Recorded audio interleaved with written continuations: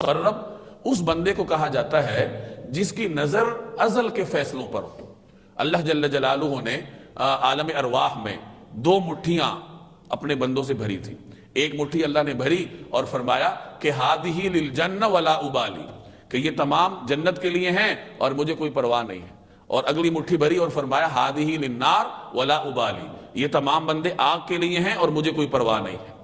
तो वो जो अल्लाह की जानिब से जन्नत और जहन्नम के फैसले हो चुके हैं, तो मुकर्रब वो बंदा होता है जिसकी नजर हर वक्त उस फैसले पर होती है, या यूं कह लीजिए कि अल्लाह की खुफिया तदबीर पे होती है कि अल्लाह ने ईमान की भी तौफीक दी है, नमाजों की भी तौफीक दी है, इबादत की भी तौफीक दी है, लेकिन न जाने मेरा अंजाम क्या होगा। गोया दुनिया में किसी के अमल को देखकर फैसला नहीं किया जा सकता कि ये जन्नती है या जहन्नमी है। ये अल्लाह तबारक व तआला के फैसले हैं, अजल के फैसले हैं। अल्लाह की खुफिया तदबीर है कि न जाने किस बंदे का